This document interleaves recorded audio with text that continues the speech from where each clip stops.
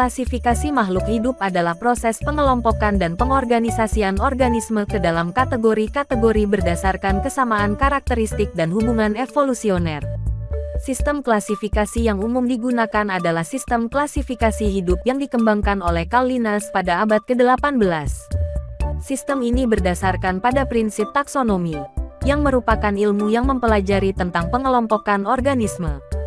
Sistem klasifikasi hidup saat ini didasarkan pada hierarki taksonomi yang mencakup berbagai tingkatan klasifikasi, mulai dari tingkat tertinggi hingga terendah. Berikut adalah tingkatan-tingkatan dalam sistem klasifikasi hidup, dari tingkat tertinggi hingga terendah. 1. Domain. Tingkatan tertinggi dalam klasifikasi makhluk hidup. Terdapat 3 domain yang diakui: arkia, bakteria, dan eukarya.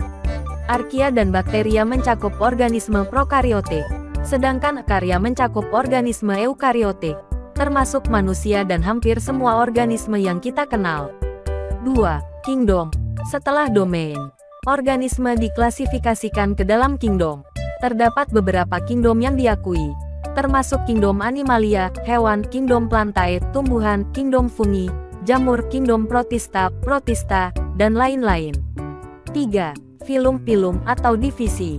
Tingkat ini membagi organisme ke dalam kelompok yang lebih besar berdasarkan ciri-ciri umum. Misalnya, dalam kingdom animalia, hewan-hewan dikelompokkan ke dalam berbagai filum seperti chordata, hewan bertulang belakang arthropoda, serangga dan krustasea, dan moluska, bekicot dan kerang. 4. Kelas. Tingkat ini membagi organisme dalam filum ke dalam kelompok yang lebih kecil berdasarkan karakteristik yang lebih khusus. Misalnya, dalam filum chordata, terdapat kelas seperti mamalia, reptilia, aves, dan lain-lain. 5. Ordo. Tingkat ini membagi organisme dalam kelas menjadi kelompok yang lebih kecil berdasarkan ciri-ciri yang lebih spesifik. Misalnya, dalam kelas mamalia, terdapat ordo seperti primata, kera dan manusia, carnivora, kucing dan anjing, dan lain-lain. 6. Famili. Tingkat ini membagi organisme dalam ordo menjadi kelompok yang lebih kecil berdasarkan ciri-ciri yang lebih khusus. Contohnya, dalam ordo carnivora, terdapat famili seperti Felidae, kucing, dan Canidae, anjing. 7. Genus. Tingkat ini membagi organisme dalam famili menjadi kelompok yang lebih kecil berdasarkan ciri-ciri yang lebih spesifik.